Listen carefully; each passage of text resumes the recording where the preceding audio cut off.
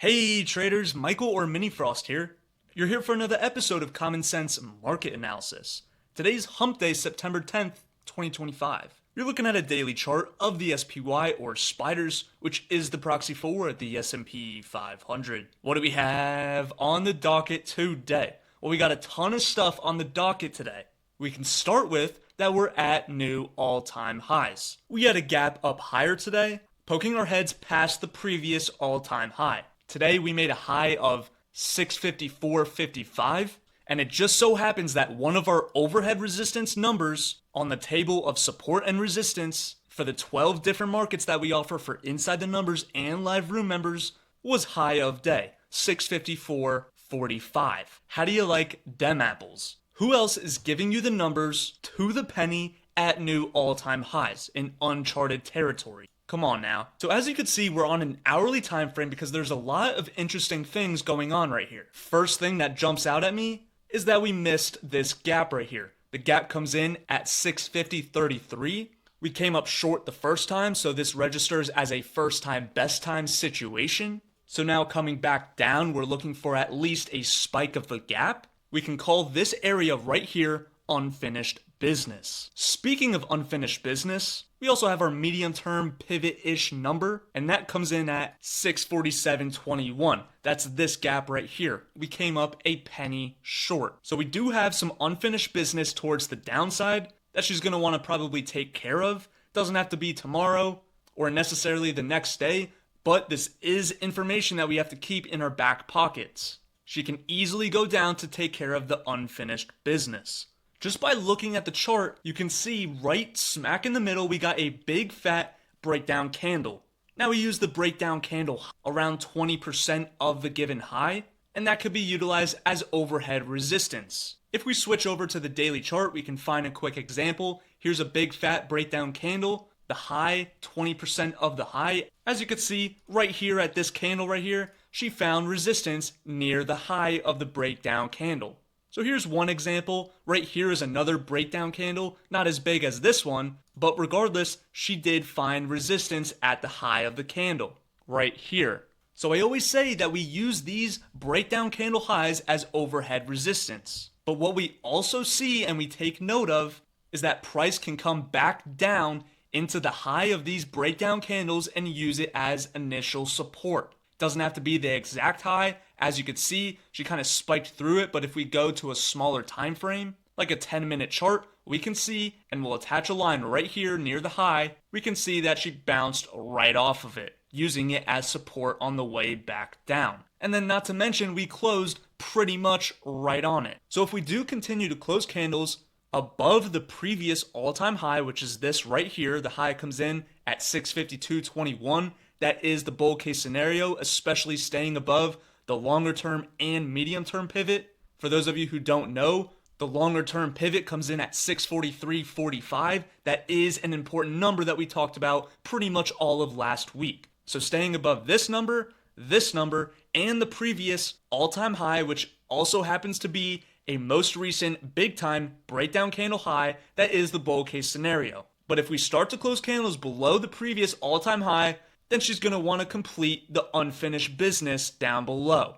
Possibly even a spike of it, even heading back towards the medium-term pivot, 647.21. And who's not to say she can't go back for another visit of the longer-term pivot at 643.45. I hope you're writing these numbers down on a sticky note. Just a friendly reminder that if you click the link in the description below, you can get a free swing trade straight from the Lazy Swing Trader system itself. You get the trade, you get the entry targets, profit targets, stop loss, pretty much everything you need for a successful swing trade. Just throwing that out there. Link is in the description below. Alright, so I want you guys to pay attention to these inside the number notes. Because number one, we had a great session this morning. Tons of money made all across the board. Number two, there's a lot of important stuff / numbers in here that you need to pay attention to. It's going to help clear up the bigger picture of what to expect with this week as the week comes to the close. And the Fed coming up next week, Kabuki Day. So let's start with the 0 dark 30 notes, and we'll start off pretty simple. We don't really need to pay attention to the pivot. The pivot came in at 651. This was a little bit lower. We didn't get there until the very end of the day. I did come up with another pivot-ish number in the intraday notes. We could get to that in a second. But the main number that you need to pay attention to is this right here, 654.45. How you frickin' doing? Again, who else is giving you numbers like this? Absolutely nailed high of day. How you doing? Alright, so we already kind of covered that in the very beginning.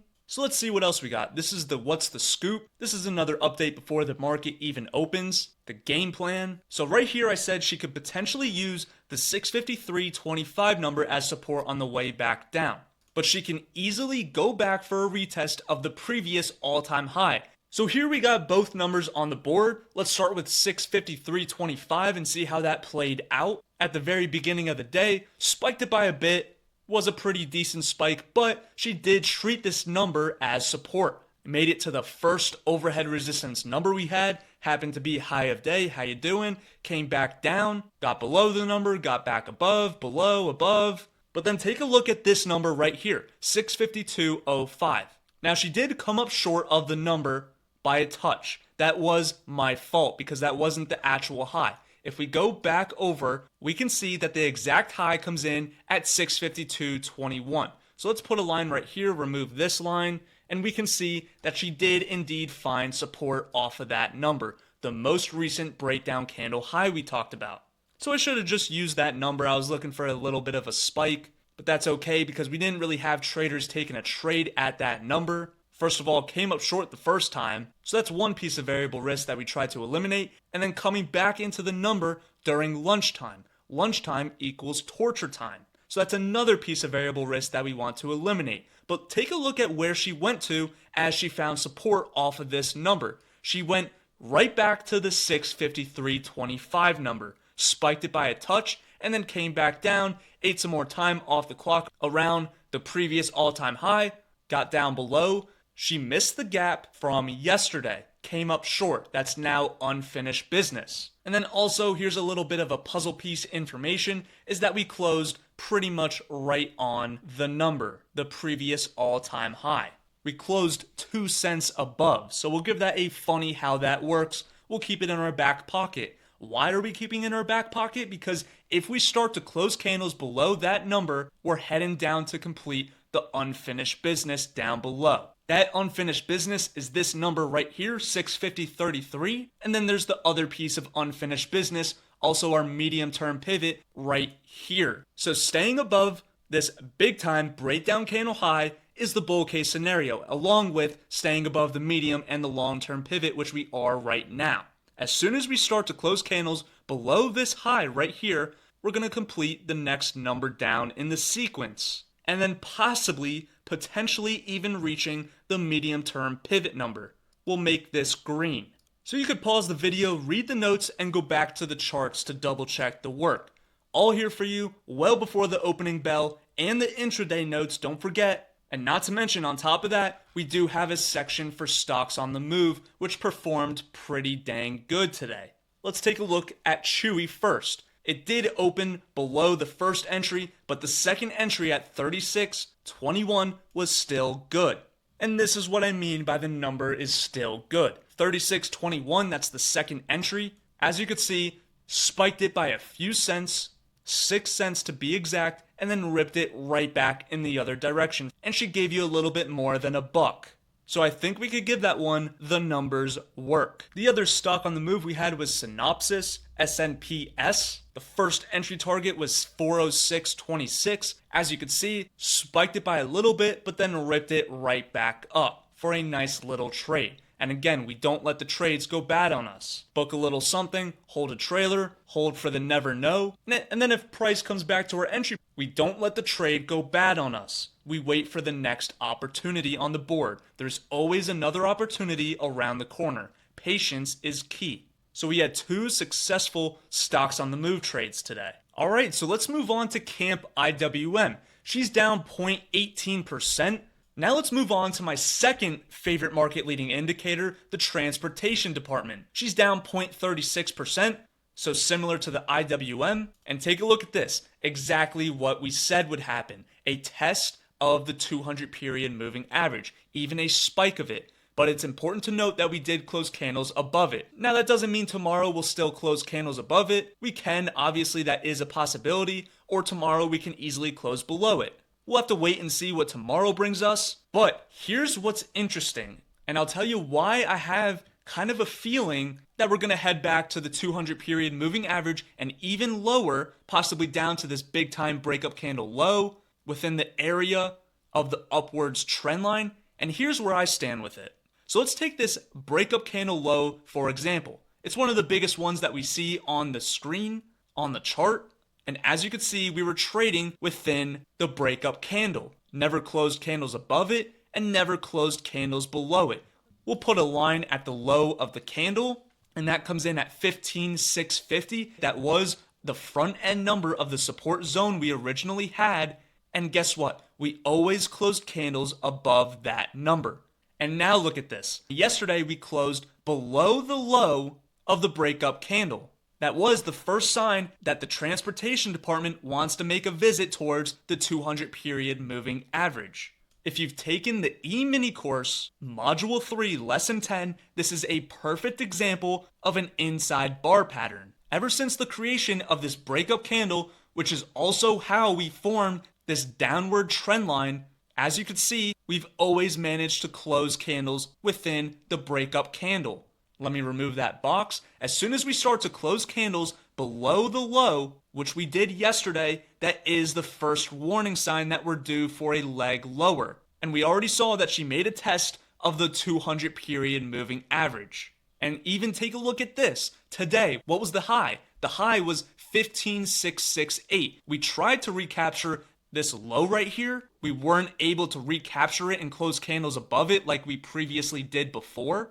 We did close candles above the 200 period. Doesn't mean the same thing might happen tomorrow. This is a canary in the coal mine situation. Possibly want to head down to this upwards trend line. Give it a shot. Give it a test or an attempt. We could create a small zone of support that comes in at 15,362 and 15,262. These are mathematical numbers, and this is the next support zone. Looking for a bounce off of this upwards trend line. But as long as she's maintaining above the trend line and closing above, she can still trade within this channel. As soon as we start to see that we close candles below this trend line up here, that screams even more trouble, and we're going to make a test of the 100 period moving average that is the last line of defense, and possibly even lower. So I know that there's a lot of stuff on the screen.